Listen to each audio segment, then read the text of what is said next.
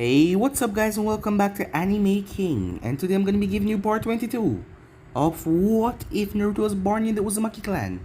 Remember to get this one to 200 like as usual, share this to all of your friends in your social media platform, and also go ahead and check out the new episode of What If Naruto's the Uzumaki King, and enjoy that guys. And over on Anime King 2 I post a new episode of What If Naruto pushed himself past his limit, so go ahead and check out that as well. And remember, if you're new and this is the first time you hear my voice and you enjoy the videos on both Anime King and Anime King 2, go ahead and click that red subscribe button and become a part of the Anime King family. And thank you for all for your help and your support. And remember to comment down below and tell me if you're new, I'll be replying talking back to all of you. So yeah, without further ado, what is to begin this new episode? And let's begin the intro.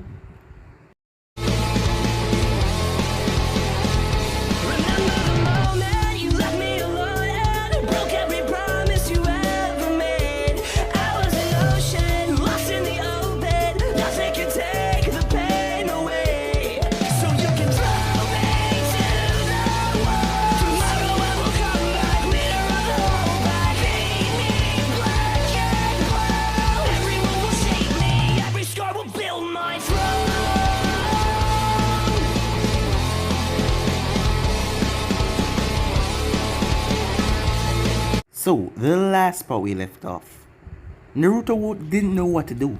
He was in love with Akeno, and he was in love with Konan, as he was struggling to come up with something. As it took a couple of hours for him to think of something as Konan came into the room, as he told her what he thought. That he wanted to marry the both of them, and for her to become his queen, and Akeno to take over Uzu. Her father would love that for her. He wasn't so sure that they would even accept this, but Konan said that she would think about it, and that made his heart just skip a beat. To think that she would even plan about thinking on this for him. As he kissed her, she kissed him back. The both of them couldn't avoid their feeling of passion as they went out in a making session that went towards the bed. Meanwhile, Nagato was pissed. In all of this crap, his friend was still not here, as he just hoped that he will all get through this. At Konoha, it was time that they make a stance. As the group consists of Dan, Obito, Shisui, and Itachi went forward as Tsunade in her group with Ren went to the other side to rescue Kushina. As the battle began, as despite being a veteran shinobi and being quite powerful, Danzo stood no chance when all of them rallied up on him. As Itachi went off to make sure that the others don't intervene, Dan was slaughtered right in front of them, but the two boys pushed forward as they sliced Danzo's head off, killing him. But Itachi then came back, blood all over him and numerous cuts. As the Danzo loyalists came over, as the three boys stood their ground, but they stood no chance as they were slaughtered there. The people couldn't believe it as Jiraiya was in the field, as Orochimaru has been selected to be the new Hokage by the Fire Daimyo. It was Danzo loyalists who talked to him. Once this war is over, they can do something, but for now, Jiraiya is backing Orochimaru. He was his friend, and they need to get this war over. So for now, Jiraiya will back Orochimaru for being Hokage, as they decide to make a risky move. They attack Nagato and his squad. Meanwhile, Naruto got the message, as Kushina was safe, as when his people let them get free passage and safe way, he will see her, as he heard that Obito died, trying to help him. Why would Obito do something like that? As Naruto couldn't deal with his emotions right now, because he was going to Kiari, they were going to face off against the Mizukage and the Rokibai Jinchuriki. So for now, he had to focus on his enemy. But he thought about the sacrifice his father, and now his brother made for him. Meanwhile, the group started to slaughter the Konoha forces over and over. When they saw that the forces got short, they went over to investigate Nagato and Akeno. But it was then they realized some of the camps were abandoned. And a rush of water. It was like a tidal wave. The entire large dam that connected everything, it broke. The force washed down on them. The thing was literally crushing everyone under its weight. As Akaino and Nagato start to run, but the Zetsu start to get captured and they were being crushed. Things were bad. As Nagato turned around, as Akaino shouted at him to run, but she was grabbed by a white Zetsu, and then many more as he gave him the order to knock her out. The last thing she saw was him trying to hold up a barrier with Chio and some of the other Sand Ninjas, but they were all squashed under the tide as the thing smashed down on all of them. As she could only watch in shock as her childhood friend Nagato was swallowed up as she passed out. Meanwhile, Naruto was going towards Kiri with Kisame. As he was going to face off against the Mizukage, he wanted to end this quickly so he could see Akaino and Nagato. He wanted to see his friends soon. So yeah guys, that was basically the last where we left off. You guys can switch across the place and check it out for yourself. So, what do you say we begin this new episode? Naruto has brought a lot of Uzumakis with him so they could contain the Jinchuriki as soon as possible while he focused on the Mizukage. As Naruto stretched out his hand, the place was covered with mist. Everyone watched as the mist was sucked away. When the era cleared, the enemy was waiting for them. 24 envoys stood in front of a man with pale white hair, and then next to him was a man with dark hair. As Naruto could gesture that he was a Jinchuriki, Utakata. King of the North, I take it, asked Mizuki, Kaguya mockingly.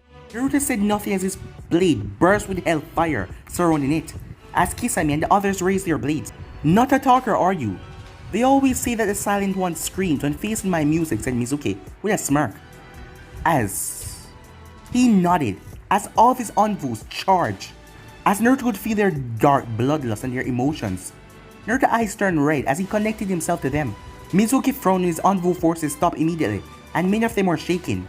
Dark chakra surrounded them as they collapsed to their knees. Their skin started to rot away and turn to dust as they scream out in pain and agony. This chakra is corrupted, said Utakata. Interesting. Perhaps this will make it more entertaining, said Mizuki. Kisame had to control his anger to see his former leader not even flinch at the death of his man. He was just as mad like the rest of the Kaguya clan. As Utakata then stepped forward, as the northern forces stayed back. As Naruto ordered. Only Kisame stepped forward as Mizuki narrowed his eyes at Kisame. I'll skin you alive, traitor, Mizuki said. Utakata then brought forward his pipe. Water release. Water bubble technique. Dozens of bubbles were unleashed. As Naruto could feel the vile engine inside of them, they were going to explode. As Naruto brought forward a 3-pronged kunai out of his pouch, as Mizuki's smile vanished. He was not good as his father was, but this advantage will help him nonetheless. He threw the kunai and made a one-handed seal, as it transformed into dozens of replicas. Utakata was surprised and Naruto vanished right in front of his eyes. When the first bubble was sliced apart, it didn't explode like it was supposed to do on first touch. There were several more flashes as more and more of the bubbles were taken down. Utakata quickly brought his hands up. The remaining bubbles exploded, and to Utakata's shock, Naruto absorbed all of the energy before releasing it that destroyed a nearby building to pieces. Naruto landed as Utakata screamed as a chakra chain of black one wrapped around his legs as it started to burn him. Kisame then leaped forward, but he was sent sailing away by a kick from Mizuki. Naruto had to jump away from the ground as several bones emerged from the ground, killing a lot of his soldiers behind him. The few who were left jumped towards the rooftop, now aware of the Mizukage was taking things seriously. The sounds of a great battle reaching from the gates were made had begun her attack. Releasing a bone from his palm, Naruto was surprised as Mizuki broke the chakra chain. Unleash your full power and crush the rebels, my loyalists. What about them? Asked Utakata. You will be more useful and safe on the battlefield. Go, Mizuki said. Utakata broke out in a sprint as Naruto made to follow him, but Mizuki created a dense patch of bone in his way to stop him. Not so fast. It's me you're going to face. Kisame, Northerns, Naruto said, earning a swift nod from his man as the Jinchuriki already started to transform. As Naruto tossed one of his 3-pronged kunai to Kisame, as Mizuki tried to stop it, but Naruto blocked its bone this time. I accept your challenge, Naruto said. So you're the Yellow Flash son, huh? Mizuki said. He was always famous for that jutsu. You know, you seem like a smart and powerful person, having defeated Kuma and conquered the entire North. Why not ally with me? Kiri and the North could be allies, said Mizuki, with a smirk, as Naruto raised an eyebrow. And forget your attempt on my life, the suffering of my village by your hands. No, you would die here, painfully. Had to try, said Mizuki. You're mad, said Naruto. And happy to be so, said Mizuki. As the both of them flashed away with speed, The Mizukage appeared in front of Naruto with his bones, trying to pierce Naruto, but Naruto burst into dark smoke. As Naruto swung around his blade, appearing behind the Mizukage, but bones emerged from his neck, blocking Naruto's blade.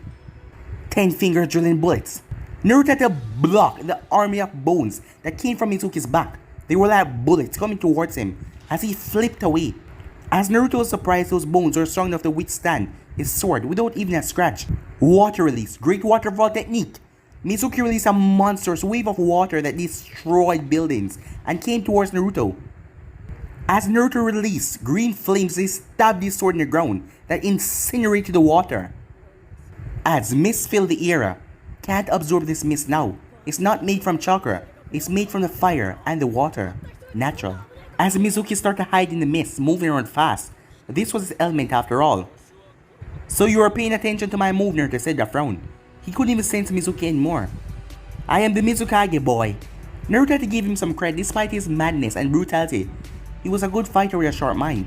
It will take some time for the air to clear again, and those few minutes would be very dangerous for him. As he was at a disadvantage, he could hear the explosion and the havoc being wreaked over there. He could only hope that Mei and Kisame will defeat Utakata. He could simply teleport to the battlefield, but Mizuki would follow after him. And after seeing what the man can do with his bones, he would only slaughter more. Terrified, are you? Naruto spun and knocked away a bone sword that came sliding out of mist. He soon had to parry more bones. So occupied in his defense, he was unable to stop the bones that came from behind him as they came to the ground so fast as they shred his armor and tear into his clothes. He bit back a scream as they started to dig into his flesh, ripping it. That must have hurt. And it's only the beginning, said Mizuki with a cruel smirk. But Naruto vanished in a dark flash. Before Mizuki could even blink, Naruto appeared in front of him and drive a kunai in one of his eyes. He jumped away, but he was struck by a chakra chain that came from Naruto's chest.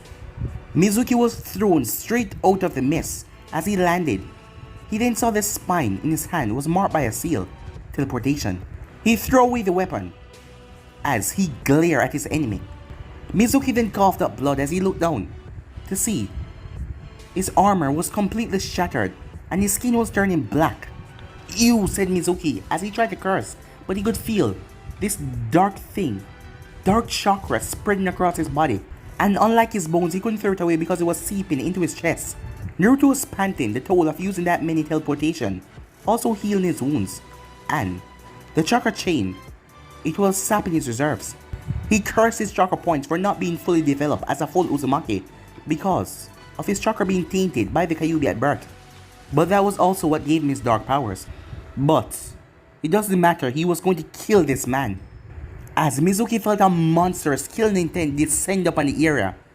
As Naruto started to fly.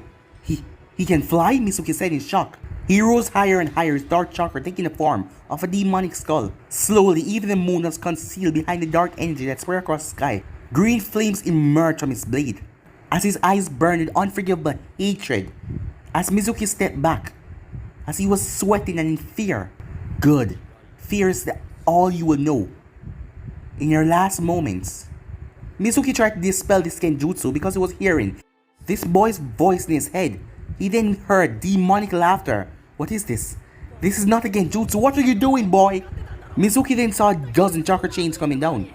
And he couldn't move. His legs won't move despite him telling him to do so, as they ripped into his flesh, spreading blood and gore everywhere. His armor ripped to shreds. Mizuki's scream echoed all across the village. Mizuki collapsed down as he tried to fire off bones out of his palms, but the chains were just too much.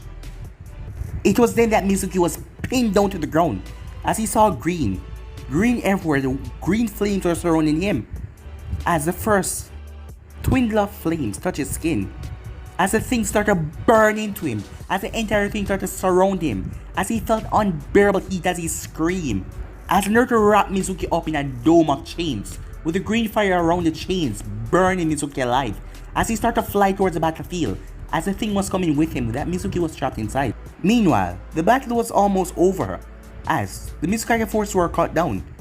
Utakata was panting heavily, as his chakra, Bichu chakra, was gone. Kisame was grinning as his monstrous sword ate the last of the Bichu chakra.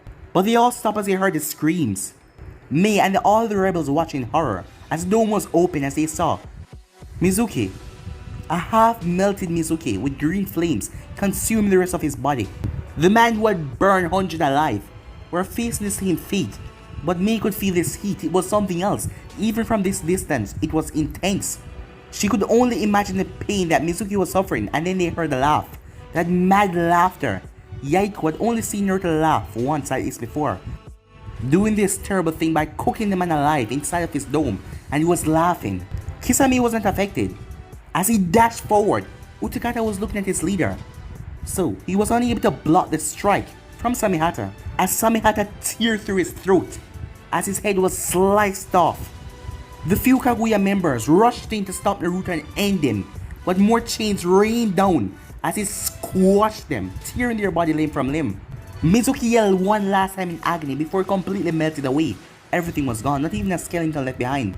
As Naruto looked at everyone, "This is my justice for Ozu," he said. He would have laughed more, but then he saw Konan flying towards him, with tears in her eyes, clutching a letter. She looked so heartbroken, and that only sent a wave of dread through his heart. There was not many things that could make her cry like that. She was a strong woman after all. So, for her to be crying, no, he had already lost Katsuro. So many of his clan members, his father, even his little brother, his hands started to shake as she landed. She didn't even want to meet his eyes. She was crying, and she was also sad as she held the letter. She was holding it tight, but he took it from her as he opened it. Naruto felt like his world just shattered at that. Standing there, as the letter read, Nagato is dead. Half of the Union army defeated. Konoha victoriously marched towards the hidden rain. All the people around them heard it, an inhuman roar that came from Naruto, that circled all around the land of water, even passing the outskirts of the village. 2 weeks later, Akainu stood on top of the mountain as she saw that the enemy camp had even come closer to the last outport of the Union. They had destroyed everyone in their path. 8,000 died on their side. More than 1,000 wounded and 500 missing. Nagato and most of his top commanders dead. She didn't even want to think about the thousands of civilians that most have died. Mifune had retreated and taken shelter in his old samurai fort with roughly 10,000 Union survivors. Morale had been crushed with their leader demise and such horrible losses. She had been numb for 3 days, unable to eat or sleep. As she relived Nagato's last moments over and over, tears arrived in her eyes. They should have stayed and waited for Naruto's arrival. She regretted. She should have done something to keep him back. And for the first time in her life, she felt disappointed with Naruto. If he had been here, Nagato wouldn't have been. And right now she found herself being a new Union leader. It was Mifune who had nominated her, and the only reason why she agreed was to repay the old man who saved her life, and to keep the army morale, unless all of them would die very soon. As she already gave her order, as she watched more and more go through the cave, they were going to help the hidden rain destroy the stone. Under Mifune's command, the 9,500 Akatsuki could change the dire scenario, and if the stone village was defeated, then their allies could have a better chance. Because right now on this mountain, they stood no chance against the Konoha forces, as Konoha forces were capturing more and more of the large mountain, and now they were at her doorsteps. As they could have taken another route, but she had portrayed that the army was still here, so they were coming. But the army was secretly going off to help Hanzo, so Konoha forces had decided to finish off the Union army before marching towards the hidden rain. But they were wrong. All she had left was the 500 soldiers that decided to stay with her to hold off the enemy and give their friends enough time to defeat the hidden stone. As she felt two figures stepping beside her, looking at the enemy. If Konoha has this kind of power, what chance do we have? Said Mifune bitterly. We have hope. As Mifune looked at her, how could she and her kind be so strong? Losing their village, their people, being betrayed by their allies, running for months, fighting a great nation, losing her dear friend, but yet, she didn't give up. She has been through hell, all of them had, but they didn't give up. As Akainu looked at him and Pakura with the fire burning in her eyes. Revolutions are built on hope, said Akainu. Our rebellion is all that stand between Konoha and the stone, tyranny. We have lost so much, they have the numbers and all the advantage. But what they don't understand is that numbers do not win wars, but a dream does. Nagato gave his life for that. So did my clan children, Chiyo and Raza too. Konoha can never understand the power of their sacrifices because they don't even hesitate to sacrifice their own people. Justice is with us. And with that, one of her soldiers was equal to 10 of theirs, she said proudly. She had never been a leader before, always following Naruto and then Nagato. But she would lead now, and to bring the Union back up for war. Then I'll stay with you, because it's my dream as well, said Pakura. I'm honored that Kano said that smile. As Mifune looked at her, as my honor as a samurai, I promise to defeat the stone with our allies. No matter how long it takes or how many more sacrifices we have to make, we will fight until Konoha is destroyed. We will take the next chance and the next chance until our dream is fulfilled. Mifune promised. She smiled. Save the Union. Save our dream. Mifune nodded as he glanced at Pakura, who gave him a nod as he went off to join the soldiers who went in the cave. As Akaino ordered the squad leader to seal the caves, she turned back to see the rays of the sun reach the sky. You know, said Pakura, they expect us to surrender. Screw that. We're rebels, said Akaino, as the both of them laughed, sharing this one final moment as they marched straight into hell. You can go, Akaino. I'll hold them off, said Pakura. But Akaino shook her head no. Konoha knows that I'm the new Union leader. Every day I make a presence on the battlefield, showing that I will fight till death. If I run away, they will discover the truth and run after our main, retreating army. No matter what happens, they must reach the hidden rain to help Hanzo and the Katakage. With those many Union soldiers, they could probably win if they play their cards right. Besides, I'm tired. For the past 2 years, I fought endlessly. It ends here, said Akaino with a small smile. She could not save her village, her clan, the young ones. She could not save Nagato. She could never get Naruto to love her back, no matter how hard she tried. At least this way, she could offer them all a fighting chance, create the future that they dreamed of. Naruto had lived a painful life, as she and Nagato didn't have it that way. So, if he could create this perfect world, they would gladly die for that. And no matter what happened, Nagato would forgive him one day, and so would she, because they both loved him.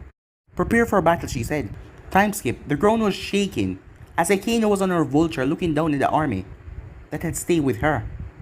She had 2 commanders that would make the army follow after in their final stance, as Pakura stood on her giant scorpion summon, and a young Jonin by the name of Sasori had decided to stay as well.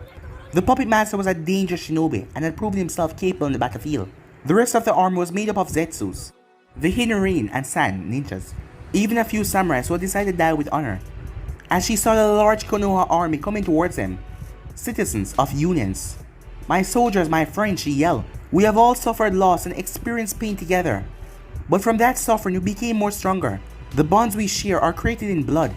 Today I see in your eyes the fight, the desire to fight and stand and die by each other's side. There were cheers and proud nods by her declaration that made her smile. Today we remember everyone who gave their life for us and their dream. And our dream as well. All they had hoped for was a good future where we all could live together. And today we make our stand to make sure that wish would become a reality. As she unleashed her blade and pointed at the army. The enemy may outnumber us, but today we fight against tyranny and greed. Not just for Uzu, not just for the hidden rain, not just for the sand, but for the entire Union, she said, and the futures of the others, the young ones, to protect them all. Fight, she said. As everyone started to shout fight. As she commanded her vulture to fly ahead, as the thing soared forward. As the first massive enemy wave was less than 100 feet away, as she pointed her blade, the vulture then roared out a powerful sound wave that dozens upon dozens of Konoha ninjas dropped to their knees, clutching their ears. Blow them away, said Akaino, as her soldiers fire off kunai, shurikens, arrows. The Konoha forces were yet to recover from the sound wave, as many of them were cut down. Pakura with me, Sasori, cover fire, as a scorpion tore through Konoha ninjas upon Konoha ninjas. As Pakura went through hand sign, scorch release, extreme and steaming murder, she said, as she formed a dozen flaming orbs that started to tear through the battlefield, causing pure havoc and death. As Sasori pulled out a scroll, read secret technique, performance of 100 puppets. As 100 puppets came from the scroll, which is 3 puppets that he was controlling, the threads attached to them. As all of them move forward, join the battle as well. 100 Union soldiers perform hand signs. Fire style, flaming bullet, as the attack rained down on the Konoha ninjas. Meanwhile, Shikaku was watching with a frown. 1,000 ninjas dead within a half hour as the enemy was marching to meet their next wave. They were good. But he then realized it was barely 500 of them. His eyes connected with the silver girl that was leading the charge. It seems that she had tricked him. Either her main army was hiding and waiting, or they had retreated to join. The hidden rain. Shikaku Inoichi said. Yeah, they're on a roll. Sound the retreat order, said Shikaku. But do it, said Shikaku. Inoichi formed a seal that connected him with the entire army. The next second the entire army started to come back down the hill. The Union was about to follow, but Akeno stopped them and started to reform her lines. Smart girl, she knew further down the mountain she comes, the more she will get surrounded, thought Shikaku. The two armies were glaring at each other as Shikaku saw the two dangerous summons and those puppets that were causing mass havoc. They were the Union's trump card. Inoichi formed 3 waves. The first made up of civilian soldiers, the second made up of Hyugas, and the last wave made up of our special units, said Shikaku. As Inoichi looked over to see Shikaku completely calm despite everything, they made a choice. And now, many years of the land of fire was completely drowned as a result. Many lives were lost, and a major setback to their economy. They also had to sacrifice so many of their ninjas in the first place to sell the trap. But worse was Jiraiya leaving their side and disappearing after witnessing the massacre. The student of Hirzun had bitterly been made to accept Shikaku's proposal. But seeing the loss of their civilians and their soldiers for that victory, Jiraiya was enraged.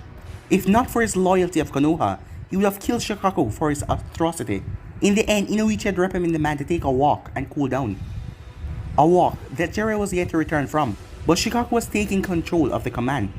Hopefully Jiraiya will be back soon though. Inoichi then gave the orders. As the battle started up once more, as the attacks were raining from left to right, as the Hyugas were there, and a civilian army as well. As they started to fire down attacks, but Hayashi and his men were already rotating at top speed, blocking all the attacks from hitting their army. But a large river of mud with giant rocks came down the mountains as the mud river rained down on them. As Akeno went through hand sign fire style, great fire destruction, she said, as it rained over the sticky Hyugas, as they started to burn as the fire blazed down on them, as her vulture came down. As Hayashi looked up and he saw a vulture descend down on him. As the last thing he saw was Akeno's sword, as the thing sliced off his head. As Pakura's summon raised his massive scorpion tail and smashed through the defenses. He then raised it once more and fired off hundreds of projectiles that hit the Naras and the Yamanakas. The Akamichis tried to extend their bodies thinking that it would save them, but they died as well because of the poison of the scorpion. The Union army roared over their second victory, but then a bug army descended on Akeno, and the next moment she fell from her vulture as the thing poofed away. She hit the ground a painful sound and screamed. Thank God that she had so many reserves. These bugs were feeding on her chakra, as her summoner was already low on chakra, and the bugs just drained it all away right there. She then exhaled as her chakra flared, burned away the bugs that couldn't handle so much. As she looked to see her leg was twisted at a weird angle, yet it was broken, as she had fallen far away from her forces, as she saw hundreds of Konoha ninjas rushing towards her. With her side, she brought her sword forward on one leg to face her enemies, but the scorpion then leaped over her head as the thing started to rush towards the entire army. No, she yelled as Pakura glanced at her briefly. You're the commander, get back to safety. The scorpion and Pakura descended upon the army, tearing into shreds. As she started to limp forward to get Pakura out of there, she had already lost Nagato. Not again. Suddenly she felt something connect with her back. As she was being pulled back to look to see, it was Sasori doing, as he pulled her back with a chakra string attached to her. What are you doing? We have to get her back. It's over, Sasori said sadly, as the scorpion shadow was stuck by an aura, and Pakura was thrown off it violently. As she looked up, she was surrounded. They started to drive their swords all over her, stabbing her ferociously, until she was nothing but a bloody mess on the ground. Sasori closed his eyes in a moment of respect for his fallen comrade and his fellow sand ninja. She had done her duty. as their group had to regroup. Meanwhile, Shikaku saw that the Union was reforming their force for their last stand, as they have lost a lot as well. He underestimated that Uzumaki girl. Even though the numbers were against her, Shikaku already said Inoichi, as he was still shocked that Hayashi was killed by someone so young. As Shikaku nodded as he raised his hand. Now, the Konoha line started to move forward to finish off their enemies when a warning went off. And then there was that sound, there was a howl. A wolf was howling. Shikaku turned back as the entire place started to tremble violently. As Shikaku looked over towards the campsite, beyond the river where they recently was, Shikaku was shocked when he saw it was him. As Naruto was racing ferociously towards them, with 15,000 ninjas behind him on Ghost. As Konan was flying right above him, as a group of Konoha ninjas were at the defense. Kill them all, Naruto said, as his flaming sword cleaved Shibuya Bearman in half and incinerating his bugs with the hell flames. As Naruto jumped off Ghost that jumped aside and ripped through many Konoha ninjas, squashing them. As Naruto released hundreds of chakra chains that started to tear through them like they were nothing. As Konan started to rain down bloody hell on all of them so they couldn't form anything. Fukaku tried to jump towards Naruto, but he was teared apart by dozens of chakra chains. Panic broke across as the Konoha ninjas started to run back up the hill to save themselves. Face them, you coward, said Shikaku, as him and Inoichi started to run down the mountain to stop this madness. Inoichi went through hands as he pointed his hand at the wolf that was tearing through their arms like they were toys. But Naruto burst into dark smoke and flew towards him as a dark aura surrounded Inoichi in a flash. Shikaku watched in shock as dark chains emerged from smoke, ripping through Inoichi. His ears, his eyes, everything was torn apart from him, until Naruto emerged holding Inoichi's head in his hand. You monster, said Shikaku angrily. Yes, indeed, I am a monster, Shikaku Naruto said. But you're as well. You butchered my friend Nagato with hundreds of his soldiers. Now you're going to watch as I butcher your people and destroy this nation. By the end of this war, I will burn the land of fire into nothingness. As Shikaku trapped Naruto in his shadow and raised his hand that Naruto had the blade in, but Naruto didn't even move. What? Shikaku said. You think your darkness can overcome mine, said Naruto. As a chain ripped through his back, he was pulled towards Naruto. This is for Nagato. As Naruto drive his sword right into his skull.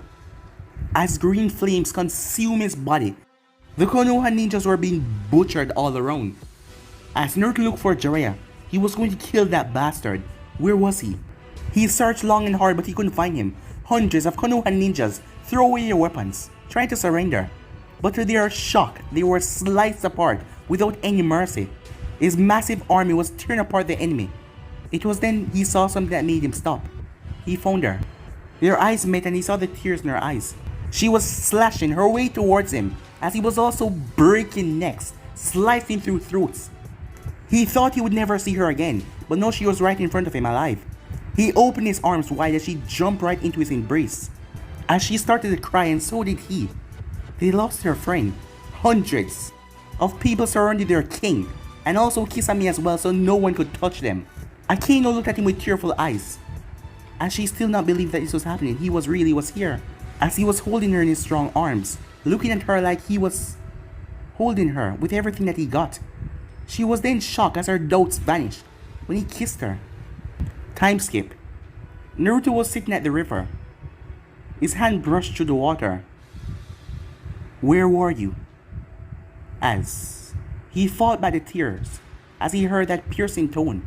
He should be feeling victorious because he decimated the world's largest army to the last soldier, but he was feeling defeated.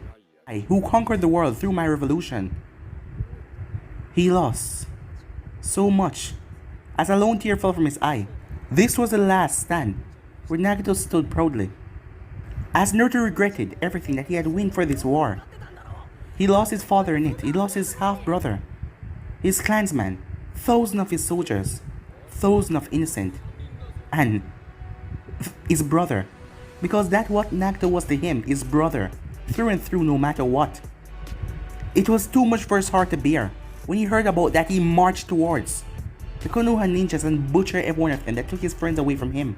The once 30,000 Konoha army was sliced down to the last child.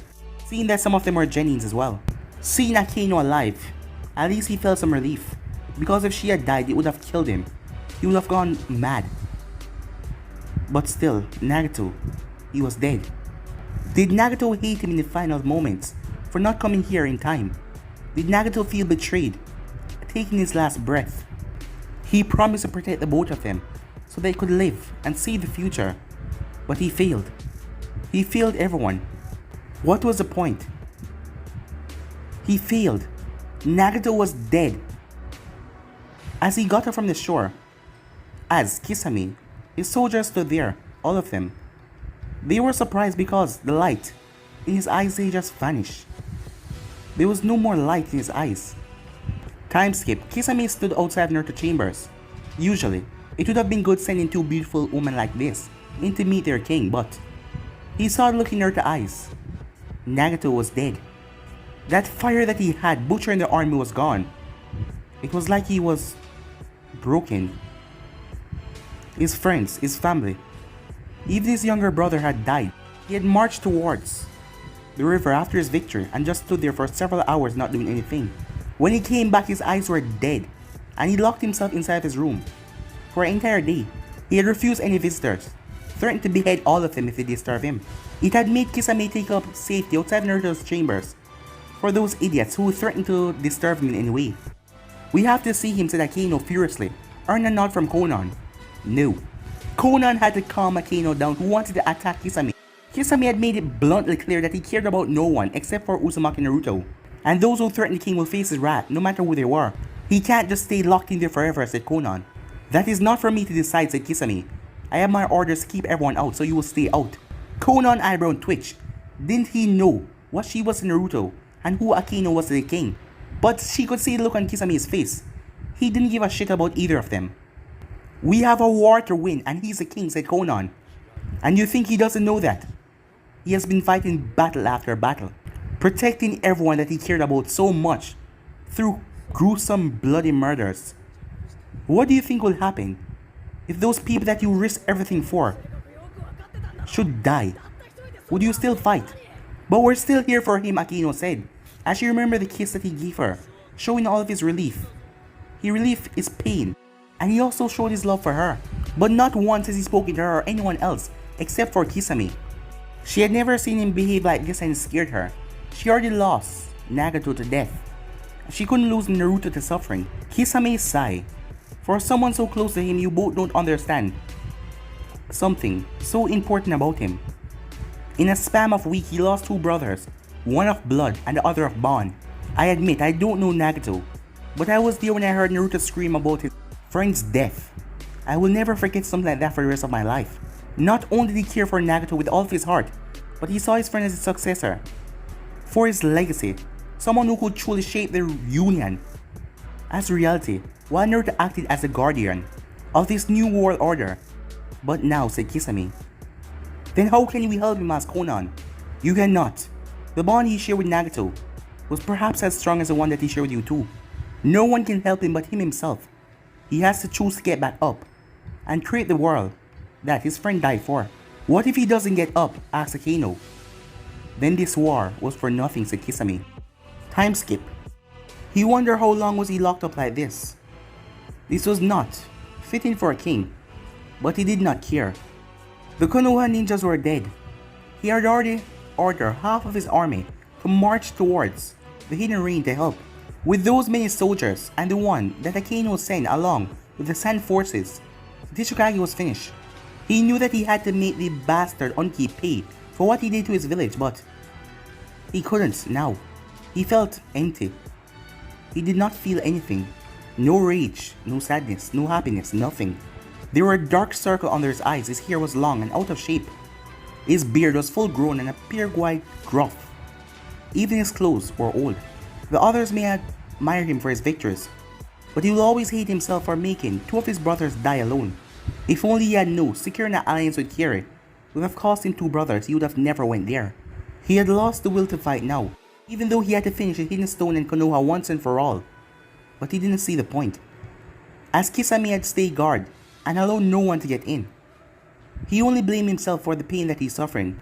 Last he had heard the girls try to come and meet him, but they were rejected by Kisame. Why did they love him?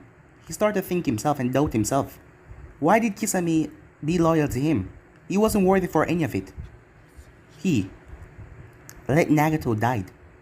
He then heard his door being opened as he was about to shout, but he stopped to see that it was Kisame. As he looked quite serious. They have found Jiraiya. It was then that Naruto's body rose up. Without saying anything, he started preparing himself. He quickly took a bath as he shaved his beard and combed his hair, as he put on new clothes and grabbed his blade as he had a murderous look in his eye. What are you going to do? Asked Kisame calmly. At least the king has been snapped out of this state, even if it was just by vengeance. Justice for all the people who died when Jiraiya agreed to the atrocity. He did oppose Konoha army and left Konoha army when realizing their crime. He never personally killed any of your clansmen. Your soldiers, yes, but you're not your clansman. He was your father's teacher and Hiruzen student, not to mention a well-loved man in the land of fire. As Kisame got a sharp glare from Naruto. Why are you defending him, Kisame? Naruto asks. I'm not, I'm just stating the facts. Killing Jiraiya won't bring Nagato back. This was just like Kisame, blunt and honest. What would you have me do? I can't just let him go. You are king now. Decide for yourself. Kisame was always blunt and got straight to the point. That is the main reason why Naruto liked him. Thanks, Kisame, he said. He would give Jiraiya a chance to explain his actions if only for Minato's sake. As Jiraiya abandoned the Konoha forces once he heard what they did. This atrocity. As breaking that dam, doing so much, killing so many innocents. Yeah, Jiraiya abandoned them for that. When he arrived outside, many surprised looks as they finally saw their king. These people have fought for him to not dishonor them. He made himself look presentable, but his heart was cold as ice. He ignored Konan and Akaino's concerned look. He would address them, but not today. Kisame was by his side, his words alone, that allowed Jiraiya to not die instantly. Who captured him? Naruto said. A group of men, led by Yaiko, who had went downstream to bury our dead in the massacre. We could not let the birds and animals feast on their body, said Kisame. It was the right thing to do. Thank you again, my friend, said Naruto. Oh, it was not me, said Kisame, it was those two. Pointing at Akaino and Konan, Naruto looked at them, but he was unable to hold their worried gaze as he turned away. All they wanted to do was help him, but he had chosen to remain alone. He then heard loud cheers coming across the camp as he frowned and looked at Kisame. Let the soldiers be happy, Kisame said. Maybe, Naruto said, still frowning though. He couldn't help but smile when he saw Yaiko, along with his man appearing. As Yaiko had a proud smile on his face coming in, he even blushed when Tokunoichi sent flying kisses at him. As Maiden bumped him on the head irritatedly. As the king glanced at his man to see that they were truly happy. Perhaps, once the stone was defeated, maybe he could show them a grand celebration. But his gaze then landed on Jiraiya. But then they saw something strange. There was something heavy on Jiraiya's back. As Akaino rushed forward, with tears falling from her eyes. As Akaino rushed past the group and went behind Jiraiya and bumped the mop of red hair on his head. As a person lifted up their head. Still sticking with the black, are you? As Naruto felt his lips quivering, he stepped forward as he grabbed his friend the most fearsome hug, afraid that if you let him go he will lose him again, as he hugged him tightly. How? Naruto said, as he looked at Nagato. We Uzumakis are hard to kill. As Naruto looked down, I'm sorry, he said. We were children playing at war. We made many mistakes, but at least we're still alive. But he remembered his lost soldiers. The face of Lady Chiyo, Raza, and the Uzumaki children hating him in the heart. As the three friends came together and just hugged each other tight. We're all going home, I promise, Naruto said. As Jiraiya looked at them. Flashback 2 weeks ago, war. It just kept on happening over and over. After Minato's sacrifice. The third's death. War. He was tired of it. He remembers now the words now. And understands that the woman he loved his entire life had been right all along. She wanted to stop this war. A peaceful future. Jiraiya looked at the mass of bodies, thousands upon thousands. The Union. The suffering that was unleashed on them was too great for his heart to bear. The corpse of young Uzumaki children that was supposed to be the future, lying dead. Half of the Union army was dead. 30,000 civilians drowned in their sleeps, a quarter of those from his own nation because of a dam. That terrible plan. That plan that Shikaku gave off. He had been there when that wave came along, from a distance, as he saw thousands die, children being crushed violently under the wave. And he saw Nagato Uzumaki. Family, duty and honor. He had lived by those words his entire life and never a waver under them. Jiraiya, the gallant. Jiraiya stopped, as he turned to see Nagato Uzumaki staring at him with half-dead eyes, as he rushed towards the extremely pale-looking boy whose eyes were half open. Make it quick, Nagato said. As Jiraiya felt a pain rush through his heart hearing that. Why do you fight, Nagato Uzumaki? Asked Jiraiya sadly. Because I believe there can be a future, free of pain and suffering. All we have to do is carry on the dream.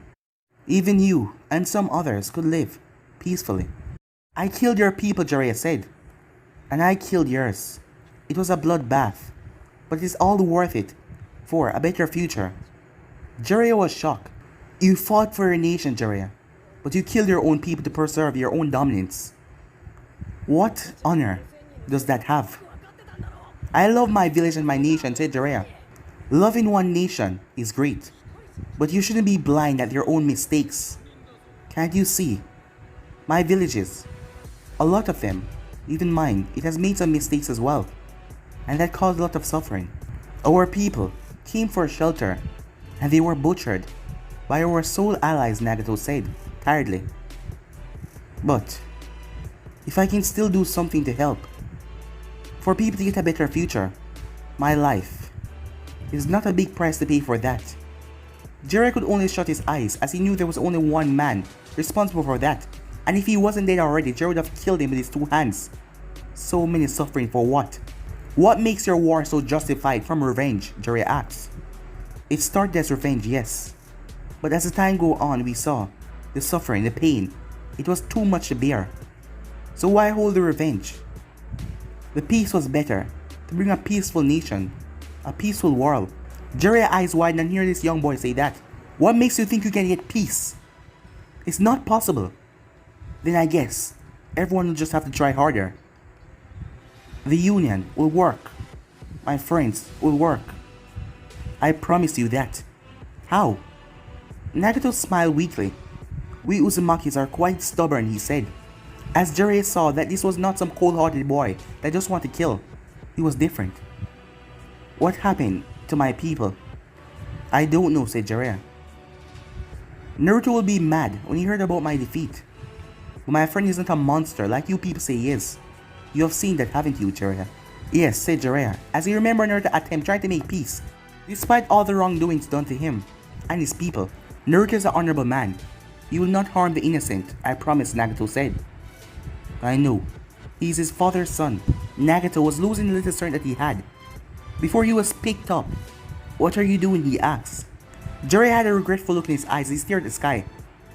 I was once told that one day I shall guide the one that shall bring peace to this world.